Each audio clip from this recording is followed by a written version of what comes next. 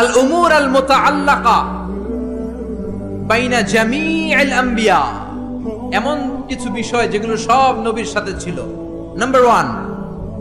Number one হচ্ছে revelation. আরবি ইংরেজি বাংলা মিলায় বলতেছি, বুঝতেছেন তো? রেভেলেশনের আরবি হচ্ছে আল ওয়াহি, ওহি। সব নবীর কাছে ওহি দিয়েছে কে? ওহি ছাড়া কি নবী হওয়া যায়? ওহির ইংরেজি হচ্ছে রেভেলেশন, সিক্রেট মেসেজ, গোপন বার্তা। যে দেয় সে জানে, আর যে পায় সে বোঝে, বাকিরা কেউ বোঝে। বিশ্বনবীর কাছে যখন ওহি আসতো বাকিরা বুঝতো? বিশ্বনবীর কাছে মাঝে মাঝে মৌমাছির ভনভন আওয়াজের মতো ওহি আসতো। সাহাবারা চারদিকে মৌমাছির ভনভন ভনভন আওয়াজ শুনতে পেতেন, কিন্তু কোনো মৌমাছি নাই। আসলে এটা মৌমাছি নয়, কোরআনের আয়াত নাজিল করছে কে? তার মানে যে পাঠায় সে জানে, আর যার কাছে আসে সে জানে, আশেপাশের কেউ জানে না। সব নবীকে আল্লাহ ওহী দিয়েছেন, ওহী ছাড়া কেউ নবী হতে পারে। এজন্য আল্লাহ বলেন, ইন্না আওহাইনা ইলাইকা কামা আওহাইনা ইলা নূহিন ওয়ান নাবিয়িনা মিন বা'দি। ও নবী, আমি আপনার কাছে ওহী দিয়েছি যেমনটি আমি ওহী দিয়েছি সাইয়েদনা নূহ আলাইহিস সালামের কাছে, যেমনটি আমি ওহী দিয়েছি সব নবীদের কাছে। ঠিক কি না? সবার কাছে ওহী দিয়েছে কে? ওহী ছাড়া নবী হতে পারে? ওহী হচ্ছে গোপন বার্তা। সব নবীর কাছে এই গোপন বার্তা আসতো। সব নবীদের কথা একরকম ছিল, কোন নবীর কথার সাথে কোন নবীর কথার কোনো ব্যামিল ছিল না। ঠিক কিনা? আমাদের এক পীর সাহেব এক ধরনের সবক দেয়, আরেক পীর সাহেবের কাছে গেলে দেখবেন সবকটা আরেক ভাবে দেয়, আছে না নাই? এক দলের কাছে গেলে এক স্লোগান দেয়, আরেক দলের কাছে গেলে আরেক স্লোগান দেয়, আছে না নাই? কিন্তু নবীদের কথাই কি ভিন্নতা ছিল? কোন নবী বলেছেন আল্লাহ একজন, আরেক নবী এসে বলেছেন না আল্লাহ দুজনও হতে পারে, এমন কি হয়েছে? কোন নবী বলেছে আখেরাত আছে, আরেক নবী এসে বলেছে আখেরাত নাও থাকতে পারে, এরকম কি হয়েছে? এদের কথায় কোনো বৈপরীত্য নাই, কারণ সব নবী মন গড়া কথা বলতেন না, তারা অভিভিত্তিক কথা বলতেন, মন মস্তিষ্ক প্রসূত কথা তারা বলতেন না। নবীদের কাছে কথা আসতো একটা হেডকোয়ার্টার থেকে, ওই হেডকোয়ার্টারটা কার? সবাই বলেন কার? এজন্য আল্লাহ বলেন, ওয়ামা ইয়ানতিকু আনিল হাওয়া ইন হুয়া ইল্লা ওয়াহয়ু ইউহা। আমার নবী হাওয়া থেকে কথা বলেন না, মন গড়া কিছু বলেন না। রব্বুল আলামিন যখন নবীর কাছে ওহী পাঠিয়ে দেন, ওহী শুনে শুনে ওই কথা বলেন। ঠিক কি না? তাহলে বোঝা গেল সব নবীর কাছে আল্লাহ ওহী পাঠিয়েছেন, ওহী ছাড়া নবী হতে পারে? 2 নাম্বার হলো আল খুলুকুল হাসান। আল খুলুকুল হাসান মানে সুন্দর চরিত্র, গুড ক্যারেক্টারিস্টিক্স, ভালো চরিত্র। আমরা দেশে স্লোগান শুনি, আমার নেতার চরিত্র ফুলের মতো পবিত্র, আছে না নাই? জোরে বলেন, আছে না নাই? নামাজ নাই, এক ওয়াক্ত, আছে না নাই? এই যে আমার নানা তাফসীরুল কোরআন মাহফিলের জন্য পাগল, যেখানে আমার মাহফিল দৌড়ে ছুটে যায় সেখানে। ওনার বাড়িতেও গত বছর মাহফিল করিয়েছে। এরকম নেতার দরকার আমাদের সমাজে, আছে না নাই? সুখে দুঃখে থাকবে, মসজিদে যাবে, নামাজ পড়বে, ইসলামের পক্ষে থাকবে, এরকম নেতাকে আমরা নির্বাচিত করব। চিল্লায় বলেন ঠিক কি না? সে কোন দলের, সে কোন মতের, সে কি করে, ওটা দেখার বিষয় না। আমার দুঃখে সে আছে, দেশের কল্যাণকামী, 16 কোটি মানুষের কল্যাণকামী, ইসলামের পক্ষে থাকে, আলেম ওলামাদেরকে সম্মান করতে জানে, কোরআনকে সম্মান দিতে জানে, সেই হবে আমাদের নেতা। চিল্লায় বলেন ঠিক কি না? এজন্য সব নবীকে আল্লাহ দিয়েছেন আল খুলুকুল হাসান, সুন্দর চরিত্র। আমার নবীর চরিত্র ফুলের চাইতেও পবিত্র। ফুলের মতো পবিত্র বললে আমার নবীর সম্মানকে খাটো করা হবে। আমার নবীর চরিত্র ফুলের চাইতেও, পা থেকে মাথা পর্যন্ত একটা দাগ ফেলানোর মতো জায়গা আল্লাহ রাখে নাই। চিল্লায় বলেন ঠিক কিনা? বন্ধুদের সাথে যেমন আচরণ করতেন, বিবির সাথে তেমন আচরণ করতেন, কর্মচারীদের সাথে তেমন আচরণ করতেন, জিহাদের ময়দানেও তেমন আচরণ করতেন। জোরে বলেন ঠিক কিনা? বিশ্বনবীর বিচার ছিল ইনসাফপূর্ণ বিচার। বিশ্বনবীর আচরণ ছিল মানবতার জন্য শান্তির আচরণ, শান্তির পয়গাম। বিশ্বনবীর ঘরেও মাঝে মাঝে ঝগড়া হতো, কারণ মানুষ তো নাকি তারা ছিলেন ফেরেশতা? বিশ্বনবীর 11 জন বউ ছিল, কয়জন? জোরে বলেন, আরো জোরে। 2 জন ছিল দাসী। মাঝে মাঝে বিবিদের মধ্যে ঝগড়া হতো, বিশ্বনবী ইনসাফপূর্ণ বিচার করে মিটিয়ে দিতেন। বিশ্বনবীর একমাত্র কুমারী বউ ছিল মা আয়েশা। মা আয়েশা একবার পায়েস খাচ্ছিলেন। বিশ্বনবীর আরেক বউ নাম হচ্ছে সাফিয়া, তার ঘরে ঢুকে কথা প্রসঙ্গে ঝগড়া বাঁধিয়ে ফেললেন। তর্ক বিতর্ক, ঝগড়ার এক পর্যায়ে মা আয়েশা রেগে পায়েস নিয়ে মা সফিয়ার গালের মধ্যে পলিশ করে দিলেন। কি করে দিলেন? রাগের মাথায়। তারা মানুষ ছিলেন। সাফিয়া কান্না শুরু করে দিলেন। বিশ্বনবীর কাছে যে বললেন, ইয়া রাসূলুল্লাহ, ইয়া হাবিবাল্লাহ, দেখেন আপনার কুমারী বউ কি করেছে, কি করেছে। এই যে গালের দিকে তাকান, তাইলেই বুঝবেন কি করছে, কি করেছে। পলিশ করে দিয়েছে। বেশি আদর করেন তারে, একমাত্র কুমারী বউ লাইপে মাথায় উঠছে। এবার বিচার করেন। বিশ্বনবীর বিচারের পদ্ধতি হলো বাদী বিবাদী দুইজনের কথা শুনে তারপরে রায়। এই পন্থায় যারা বিচার করবে সেই বিচারে ইনসাফ থাকবে। আপনি এক পক্ষের কথা শুনে আরেক পক্ষের বিরুদ্ধে জেল জরিমানা ফাঁসি দিয়ে দিলেন, এটা সঠিক ইনসাফপূর্ণ বিচার নয়। চিল্লা এখন ঠিক কিনা? এরকম বিচার বাংলার জমিনে আছে না নাই?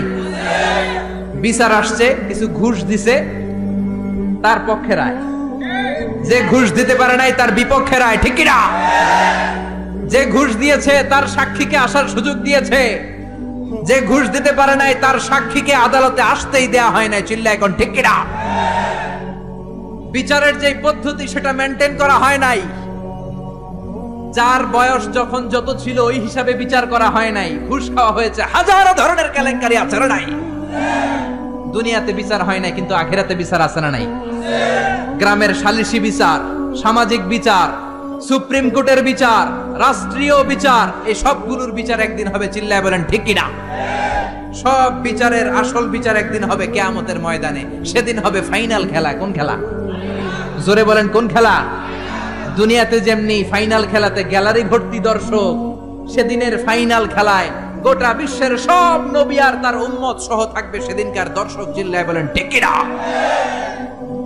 বিশ্বনবী বললেন, সাফিয়া তোমার কথা শুনলাম, এবার আয়েশার কথা শোনার দরকার আছে না নাই? আয়েশারে ডাকো। আয়েশারে বললেন, আয়েশা, সাফিয়া এমন এমন বলেছে, আসলে তুমি এমন এমন করেছো নাকি বলো। আয়েশা বললেন, ইয়া রাসূলুল্লাহ, আসলে আমি এমন করেছি। যখন আমি এমনটা করেছি আমার মেজাজ গরম ছিল, পরে আমি বুঝতে পারলাম কাজটা করা ঠিক হয় নাই, তার গালে পায়েস মাখা ঠিক হয় নাই, আমি ভুল করেছি, ইয়া রাসূলুল্লাহ আমারে ক্ষমা করে দেন। এবার বিশ্বনবী দুইজনের কথাই শুনলেন, ঠিক কিনা? নাকি একজনের কথা শুনেই রায়? কয়জনের কথা? বাদী বিবাদী দুইজন সামনে আছে না নাই? এখন রায় দিলে এই রায়ে খুশি হবে কে? আরো জোরে বলেন কে? বিশ্বনবী বললেন, আমার রায় হলো কিসাস। আমার রায় কি? কিসাস মানে সমান সমান। কিসাস মানে আপনি ঘুষি দিছেন আমিও ঘুষি, আপনি গুতা দিছেন আমিও গুতা, আপনি বেসকি দিছেন আমিও বেসকি দিব। এটার নাম কিসাস। এটার নাম কি? বিশ্বনবী বললেন, আমার বিচার হলো কিসাস। ও আয়েশা, তুমি যেমনি সাফিয়ার গালের মধ্যে পায়েস দিয়ে পলিশ করেছো, সফিয়াও পায়েস নিয়ে আয়েশার গালের মধ্যে পলিশ করে দাও। সুবহানাল্লাহ, কি সুন্দর বিচার। সাফিয়াও পায়েস নিয়ে আয়েশার গালের মধ্যে পলিশ করে দিল। সফিয়াও হেসে দিল, আয়েশাও হেসে দিল, বিশ্বনবীও হেসে দিলেন। আরশের উপর থেকে খুশি হয়ে গেলেন কে? এজন্য সব নবীকে আল্লাহ দিয়েছে আল খুলুকুল হাসান, উত্তম চরিত্র। সকল নবীর চরিত্র ফুলের চাইতো। 3 নাম্বার হলো তাওহীদ। সব নবী তাওহীদের দাওয়াত দিয়েছে। কিসের দাওয়াত? তাওহীদেরই মুর্শিদ আমার মুহাম্মাদের নাম বলো, মুহাম্মাদের নাম। আল্লাহর নাম জপলে বুঝতে পারি আল্লাহরই কালাম বলো, মুহাম্মাদের নাম। সুবহানাল্লাহ পড়েন। এজন্য রব্বুল আলামিন বলেন, সব নবীর একটা কমন দাওয়াত ছিল, সেটা হচ্ছে তাওহীদের দাওয়াত। সব নবীরা বলেছেন, ইয়া কওমি ইবুদুল্লাহা মা লাকুম মিন ইলাহিন গায়রু। ও আমার কওমের লোকেরা, আল্লাহ ছাড়া কারো ইবাদত করো না। কি হলো তোমাদের? ইবাদত করলে করতে হবে একজনের, তিনি কে? ডাকতে হলে ডাকতে হবে একজনকে, তিনি কে? একদল আছে আল্লাহর কাছেও চায়, মসজিদেও যায়, দরগায়ও যায়, দুর্গায়ও যায়, আছে না নাই? এত জায়গায় যাওয়া যাবে না, এত জায়গায় কপাল ঠেকানো যাবে না। কপাল ঠেকাতে হবে একজনের কাছে, তিনি কে? এজন্য খবরদার, চাইতে হবে একজনের কাছে। মাজারে যায় চাওয়া যাবে না, মরা লাশের সামনে দাঁড়িয়ে চাওয়া যাবে না, চাইতে হবে আল্লাহর কাছে। কেউ যেটা পারে না সেটা পারে কে? কেউ যেটা দেয় না সেটা দেয় কে? কেউ যেটা বোঝে না সেটা বোঝে কে? এটা হচ্ছে তাওহীদ, ওয়াননেস অফ গড। আল্লাহ যে এক, ওই এক আল্লাহর কাছেই চাইতে হবে। আল্লাহ ছাড়া কারো কাছে চাওয়া যাবে? অন্য কারো কাছে যদি চান এটা শিরক হয়ে যাবে। আল্লাহ সব গুনাহ মাফ করে দেন, কিন্তু শিরকের গুনাহ মাফ করবেন। এজন্য হাদিসে কুদসিতে আল্লাহ বলেন, আমার কোন বান্দা যদি কিয়ামতের কঠিন ময়দানে পাহাড় পরিমাণ গুনাহ নিয়ে, সাগরের জলরাশি পরিমাণ গুনাহ নিয়ে হাজির হয়ে যায়, আর ওই গুনার মধ্যে যদি শিরকের গুনাহ না থাকে, আমি আমার বান্দার কাছে পাহাড় পরিমাণ ক্ষমা নিয়ে হাজির হয়ে যাব। এজন্য শিরক করা যাবে না। ডাকতে হবে একজনকে, তিনি কে? সব সময় আল্লাহর কাছে চাইব। পরীক্ষায় সফল হতে চান, চাইবেন কার কাছে? বিয়ে করতে চান, তাকওয়াপূর্ণ স্ত্রী চান, নেককার বিবি চান, দিতে পারে একজন, তিনি কে? নির্বাচনে সফল হতে চান, সফল করে দিবে কে? অসুস্থ সুস্থ হতে চান, সুস্থ করে দিবে কে? জীবনে ব্যর্থতা সফলতা এনে দিবে কে? দরগায় যেয়ে চাইলে সফলতা আসবে? কবরের সামনে দাঁড়িয়ে চাইলে সফলতা আসবে? আল মাইয়িতু ফিল কবর কাল গরিকু ফিল বাহর। সাঁতার না জানা ব্যক্তি সাগরে পড়লে যে অসহায়, কবরে শুয়ে থাকা ব্যক্তি তার চেয়েও অসহায়। উনি আপনার কি করবে? করতে পারে একজন, তিনি কে? এটার নাম হলো তাওহীদ। এটার নাম কি? চিল্লায় বলেন, এটার নাম কি? আর তাওহীদে আমরা যারা বিশ্বাসী তাদেরকে বলে মুওয়াহিদুন। তাদেরকে কি বলে? আমরা সবাই হচ্ছে মুওয়াহিদুন, আমরা এক আল্লাহয় বিশ্বাসী। চিল্লায় বলেন ঠিক কিনা? 4 নাম্বার কমন বিষয় হচ্ছে সব নবীরা মাসুম ছিলেন। কি ছিলেন? সব নবীরা নিষ্পাপ ছিলেন। নবীদের ভুল ছিল না, নবীদের গুনাহ ছিল না। ছোটখাটো ডিসিশন মেকিং এ ভুল হলেও আল্লাহ দুনিয়াতেই ওটা সেটেল করে দিয়েছেন। চিল্লায় বলেন সুবহানাল্লাহ। সাইয়েদনা আদমকে আল্লাহ বললেন, ওই গাছের কাছে যেও না। শয়তানের ধোঁকায় পড়ে গেলেন, আল্লাহ দুনিয়ায় পাঠিয়ে দিলেন। বছরের পর বছর কাঁদলেন, আর রব্বুল আলামিনের কাছে দোয়া করলেন। সবাই পড়েন, রব্বানা যালামনা আনফুসানা ওয়া ইল্লাম তাগফির লানা ওয়া তারহামনা লানাকুনান্না মিনাল খাসিরিন। আল্লাহ, আমি গুনাহ করেছি, অপরাধ করেছি, অন্যায় করেছি, জুলুম করেছি। তুমি যদি গুনাহ ক্ষমা করে না দাও, কেউ গুনাহ ক্ষমা করার মতো নাই। ঠিক কিনা?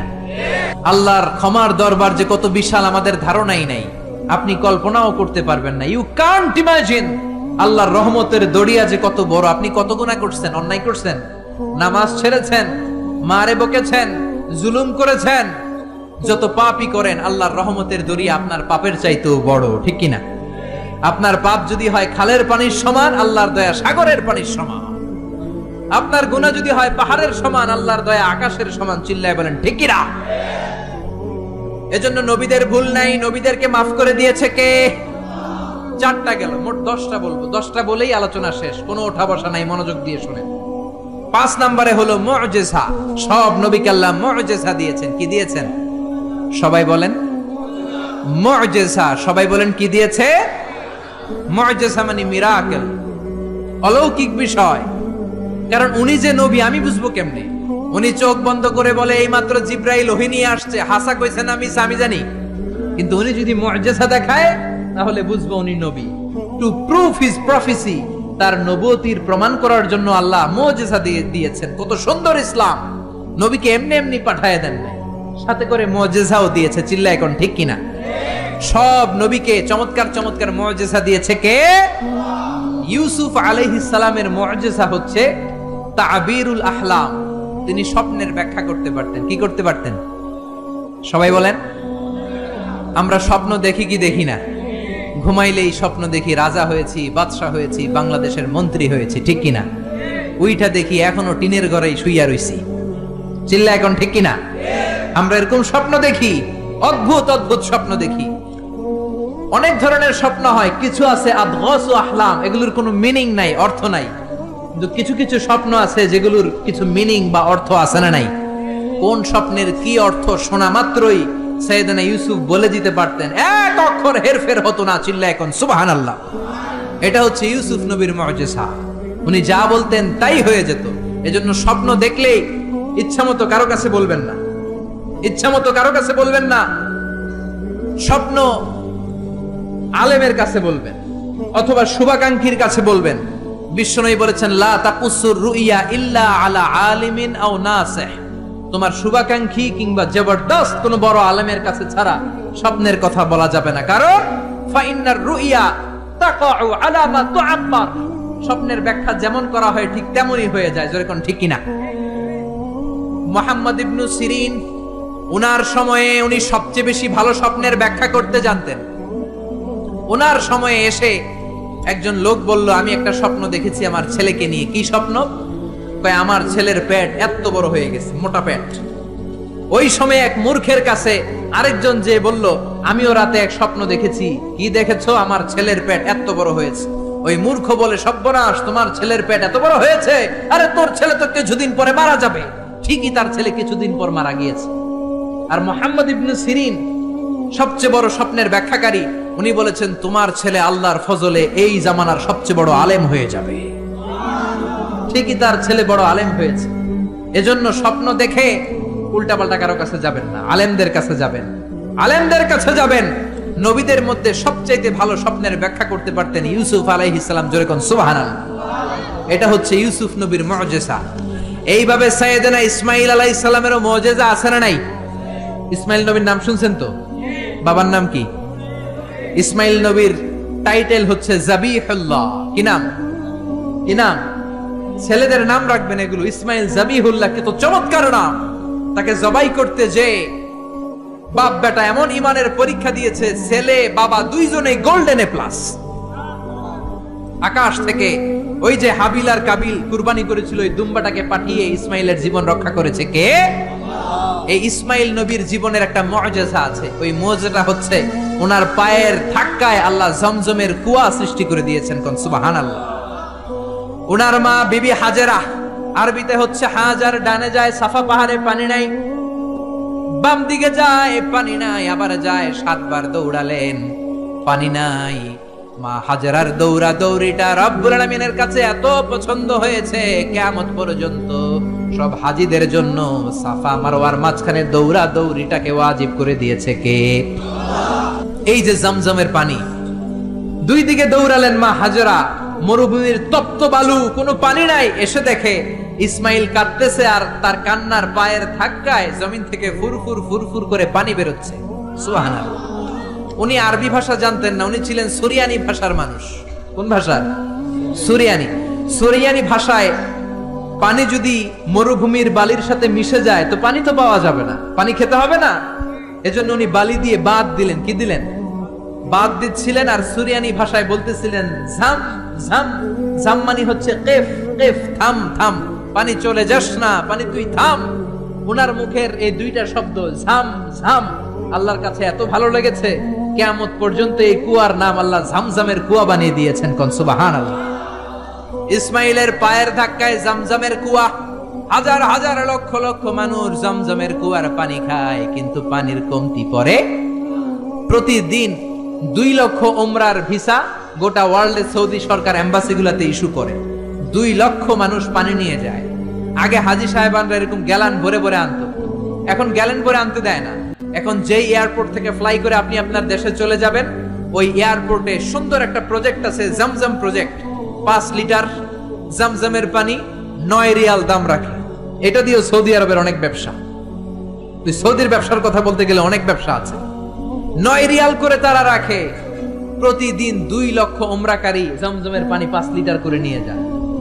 2016 সালে সৌদি আরবের ধর্ম মন্ত্রণালয়ের রিপোর্ট অনুযায়ী 16 সালে হজ করতে এসেছিল 19 লাখ হাজি। তার মধ্যে ইন্টারন্যাশনাল হাজি 15 লাখ, সৌদি হাজি মানে ন্যাশনাল হাজি 4 লাখ। 15 আর 4 লাখ কয় লাখ? এটা 16 সালের রিপোর্ট। 17 সালে হাজিদের সংখ্যা 20 লাখ ছাড়িয়ে গিয়েছে। এই 20 লক্ষ হাজি তাদের দেশে ফিরে যাওয়ার সময় 5 লিটার করে জমজমের পানি নিয়ে যায়। কিয়ামত পর্যন্ত গোটা বিশ্বের মানুষ জমজমের পানি খাবে, কিন্তু এই জমজম কুয়ার পানি 1 ইঞ্চিও নিচের দিকে নামবে না। কোন সুবহানাল্লাহ। কারণ এটা সাইয়েদনা ইসমাইলের মুজিজা, পায়ের ধাক্কায় বেরিয়েছে। জোরে কোন ঠিক কিনা? বিশ্বনবী যে রাতে মেরাজে যাবেন, ওই রাতে জিব্রাইল আলাইহিস সালাম বিশ্বনবীকে ঘর থেকে বের করলেন, হাতিমে কাবায় বসালেন। মেরাজের রাত্রিতে বিশ্বনবীর গলা থেকে নাভি পর্যন্ত ছুরি দিয়ে কেটে ফেললেন। এটাকে বলে ওপেন হার্ট সার্জারি। কি বলে? এই বিশ্বনবীর সিনা চাক, এটাকে কি বলে? শাক্কে সাদার, সিনা চাক, ওপেন হার্ট সার্জারি এখান থেকে আবিষ্কার হয়েছে। চিল্লায় পড়েন আল্লাহু আকবার। জিব্রাইল বিশ্বনবীর বুকটাকে ছিঁড়ে ফেললেন, বিশ্বনবীর অন্তরটাকে বের করলেন, কলিজাটাকে বের করলেন, তারপর জমজম কুয়ার পানি দিয়ে ওই কলিজাটাকে ধৌত করলেন। পড়েন সুবহানাল্লাহ। জমজম কুয়ার পানি দিয়ে ধৌত করা হয়েছে। এটা হচ্ছে সাইয়েদনা ইসমাইলের মুআজিজা। চিল্লায় পড়েন আল্লাহু আকবার। সব নবীকে মুআজিজা দিয়েছে কে? সুলাইমান আলাইহিস সালামের মুআজিজা হচ্ছে ওয়া উল্লিমনা মানতিকাত তাইর ওয়া উতিনা মিন কুল্লি শাই। উনি পাখির ভাষা বুঝতেন। আপনি পাখির ভাষা বুঝেন? আমি বুঝি? পৃথিবীর কেউ বুঝে? যে কোনো পাখি কথা বললেই সুলাইমান আলাইহিস সালাম পাখির ভাষা বুঝে ফেলতেন। চিল্লায় পড়েন আল্লাহু আকবার। আবার আল্লাহ ওনাকে একটা স্পেশাল সিকিউরিটি বার্ড দিয়েছেন, সিকিউরিটি বার্ড। এটার নাম হচ্ছে হুদহুদ। কি নাম? সবাই বলেন কি নাম? কোরআনে এই পাখির নামটা আছে হুদহুদ। কি নাম? হুদহুদ। এই হুদহুদ পাখি সুলাইমান আলাইহিস সালাম ওনার সিংহাসনটা বাতাসে ভেসে বেড়াতো, যেমন করে এখনকার প্লেন আর রকেট গুলো ভেসে বেড়ায়। সিংহাসনও ভেসে বেড়াতো ওনার হুদহুদ সিকিউরিটি বার্ড, এটাও ভেসে বেড়াতো। এটার কাজ ছিল কোথায় পানি আছে পানির সন্ধান দেয়া। এর চোখের মধ্যে এমন মেগাপিক্সেল আল্লাহ দিয়েছে। মেগাপিক্সেল বুঝেন? মোবাইলের ক্যামেরা দিয়ে আমরা জুমিং করে দূরের জিনিস দেখি না? ওর চোখে আল্লাহ হুদহুদ পাখির চোখে এমন মেগাপিক্সেল দিয়েছে, 5000 4000 ফিট উপর থেকেও জমিনের দিকে তাকালে জমিনের কত শত ফিট নিচে পানি পাওয়া যাবে, উপর থেকেই এটা ধরে ফেলতো। কোন সুবহানাল্লাহ। এটা ছিল সুলাইমান আলাইহিস সালামের মুআজিজা। এরকম সব নবীকে মুআজিজা দিয়েছে কে? এরপরে সব নবীরা ছিল বাশার, মানুষ ছিল। কি ছিল? ইন্নামা আনা বাশারুম মিসলুকুম, আমি তোমাদের মতোই মানুষ। বিশ্বনবী বলেন আমি তোমাদের মতোই মানুষ। পার্থক্য হলো ইউহা ইলাইয়া, আমার কাছে ওহী পাঠায় কে? নবীরা কি মানুষ ছিল না জিন ছিল? সবাই বলবেন মানুষ না জিন? মানুষ না ফেরেশতা? নবীরা অসুস্থ হতেন, নবীরা ব্যথা পেতেন, নবীরা বিপদে পড়তেন, নবীরা জন্মগ্রহণ করতেন দুই একজন নবী ছাড়া। আদম আলাইহিস সালামের মাও নাই, বাবাও নাই। ঈসা আলাইহিস সালাম মা আছে, বাবা নাই। বাকি সব নবী মায়ের পেট থেকে এসেছেন। চিল্লা এখন ঠিক কি না? তারা আহত হলে টকটকে রক্ত বেরোতো, ওনাদের ক্ষুধা লাগতো, ওনারা বাজারে যেতেন, বিয়ে করতেন, সন্তান হতো, ইন্তেকালও করতেন। চিল্লায় বলেন ঠিক কিনা? এরপরে সব নবীরা পুরুষ ছিলেন। কি ছিল? নারী নবী ছিল? কেউ জানলে আমারে বলেন, আমি জানি না। নারী কোন নবী ছিল? হিজরা কোন নবী ছিল? সব নবী ছিল পুরুষ। কি ছিল? এই প্রত্যেকটার দলিল আছে, বলতে গেলে লম্বা সময় লাগবে। সর্বশেষ সব নবীরা আহইয়াউন ফি কুবুরিহিম ইউসাল্লুন, সব নবীরা তাদের কবরে জীবিত, সালাম দিলে সালাম শুনে। চিল্লা এখন ঠিক কি না? নবীদের লাশ পচেও না, গলেও না। বিশ্বনবী বলেন ইন্নাল্লাহ হাররামা আলাল আরদি আন তাকুলা আজসাদাল আমবিয়া, রব্বুল আলামিন জমিনের জন্য হারাম করে দিয়েছেন নবীদের লাশ পচবে না, গলবে না, কিয়ামত পর্যন্ত অক্ষত অবস্থায় কবরে আছে না নাই? 9 নাম্বার রাইল গানাম, সব নবীরা পৃথিবীতে রাখাল ছিল। কি ছিল? জোরে বলেন, চিল্লায় বলেন। সাহাবীরা বললেন ইয়া রাসূলুল্লাহ এটা কি বললেন? বিশ্বনবী বললেন হ্যাঁ। বুখারীর বর্ণনা মা মিন নাবিয়্যিন ইল্লা রাআল গানাম, এই দুনিয়ায় যত নবী ছিল সব নবীরাই রাখালগিরি করেছে। সাহাবারা বললেন আপনিও করছেন নাকি? বিশ্বনবী বললেন হ্যাঁ হ্যাঁ, মক্কার জমিনে কুরাইশদের ছাগল পেলে পেলে আমি টাকা কামাই করেছি। সুবহানাল্লাহ। আপনি যত বড় নবীর ইতিহাস পড়েন না কেন, সব নবীকে রাখাল হিসেবে পৃথিবীতে পাঠিয়েছে কে? কারণ রাখাল বড় কঠিন একটা চাকরি, এই ডিউটিটা বড় কঠিন। ছাগল যারা পালছেন তারা জানেন। ছাগল পালছেন না? যেহেতু আশেপাশে গ্রাম আছে, আমিও ছাগল পেলেছি, তবে কুরবানির আগে 10-15 দিন যত সময় পেয়েছি ছোটবেলা ছাগল পেলেছি। ছাগলের রশি ধরে ডানে টান দিলে এটা বায়ে যায়, আছে না নাই? ছাগল পৃথিবীর টেরা প্রাণী। সারা সপ্তাহ আপনি ব্যস্ত, সময় পান না। ভাবলেন শুক্রবার আমার অফিস নাই, আমিও গোসল করি, এটারও পুকুরে নিয়ে গোসল করাই। এটা রশি ধরে টান দিবেন সামনের দিকে, ওর বাপের কিরাও খামি দিয়া দাঁড়ায় থাকবে। আপনি যত টানেন গায়ের জোর দিয়ে ওইটা সামনের দিকে যাবে না, যাবে পিছনে। জোরে কোন ঠিক কিনা? এজন্য আল্লাহ বুঝাতে চাইলেন আগে ছাগল পালো, আগে ছাগলগুলারে ভালো করো, কিছুদিন পরে ছাগলের রাখালি যদি করতে পারো, কিছুদিন পরে মানুষের রাখালগিরি করতে পারবা, ঠিক কিনা? কারণ মানুষের মধ্যেও কিছু টেরা প্রাণী আছে না নাই? টেরা মানুষ, ভালোটা বোঝে না, খালি মন্দটা, ডাইনে যাইতে চায় না, খালি বায়ে যাইতে চায়, আছে না নাই? এজন্য আল্লাহ বললেন ছাগল পালো। ছাগল পাললে আপনার মনটাকে নরম করে দিবে কে? মুসা আলাইহিস সালাম সবচেয়ে জাদরেল এবং মেজাজওয়ালা নবী ছিলেন। উনার থাপ্পড় খেয়ে ফেরাউনের বাবুর্চির সাথে সাথে শেষ। উনার বাম হাতের থাপ্পড় খেয়ে, ডান হাতের থাপ্পড় খেয়ে মালাকুল মাউত আজরাইল তার একটা চোখ হারিয়েছে, যেরকম ঠিক কিনা? এই নবীকে দিয়েও ছাগল চড়িয়েছে কে? 1 বছর নয়, 2 বছর নয়, টানা 10 বছর মুসা নবী ছাগল চড়িয়েছেন। শোয়েব আলাইহিস সালামের বাড়িতে উনি যখন গেলেন, শোয়েব বলল কালকে থেকে ডিউটি পালন করবা। কারণ শোয়েব নবী দেখলেন আমার মেয়ের বয়স 8 বছর। কয় বছর? চিল্লায় বলেন কয় বছর? আমার মেয়ের বয়স হচ্ছে 8 বছর। আর 10 বছর যদি এই লোকটারে আমার বাড়িতে ডিউটিতে রাখা যায়, আমার মেয়ের বয়স হবে কয় বছর? 18তে বিয়ে দেওয়ার সুযোগ আছে না নাই? বাংলাদেশ সরকারের তো নিয়ম করছে 18-এর কমে বিয়ে দেওয়া যাবে, আইনত দণ্ডনীয়। চিল্লায় বলেন ঠিক কিনা? 10 বছর ডিউটি করলেন। প্রথম দিন ডিউটি করতে যায় দেখে সর্বনাশ, ছাগলের পাল ঢুকাইতে হবে খোয়ারে। উনি ডান দিকে যায়, ছাগল দৌড় দেয় বায়ে। উনি বাম দিকে যায়, ছাগল দেয় ডাইনে। ঘামতে ঘামতে মুসা নবী অজ্ঞান। উনি একটা গাছের লাঠি ভেঙেছে, লাঠি দিয়ে পিটায়া ছাগল গুড়ারে আধা মরা করেছে, কিচ্ছু করতে পারে না। প্রতিদিন পালতে পালতে 10 বছর ছাগল পালতে পালতে যখন মাথাটা ঠান্ডা হয়েছে, তখন ডিউটি মুক্ত করেছে কে? এজন্য নবীরা হচ্ছে আমাদের জীবনের মডেল। সালমান খান, শাহরুখ খান, ঋত্বিক রোশন কোন নায়ক, কোন ক্রিকেটার, কোন ব্যান্ড সঙ্গীত তারকা আমাদের মডেল নয়। চিল্লায় এখন ঠিক কিনা? মা আসিয়া, খাদিজা, আয়েশা, ফাতেমা হচ্ছে আমাদের বিবিদের, আমাদের বউদের, আমাদের বোনদের মডেল। চিল্লায় বলেন ঠিক কিনা? এজন্য নবীরা যেভাবে সবর করেছে, ওইভাবে সবর করে দাওয়াত দেওয়ার দরকার আছে না নাই? নবীদের পথে যদি থাকতে চাও, কেউ তোমারে ফুলের মালা গলায় দিবে না, তোমারে জেলে ঢুকাবে। চিল্লায় এখন ঠিক কিনা? বিপদ আসবে, হুমকি আসবে, ধমকি আসবে, কিন্তু বিপদকে ভয় পাওয়া যাবে। নবীদের পথে আমরা থাকতে চাই। রাজি আছেন তো? সবাই রাজি আছেন? কালেমার পতাকা বাংলার জমিনে আমরা পথ পথ করে 2 চোখ দিয়ে দেখে যেতে চাই। রাজি আছো মুসলমান?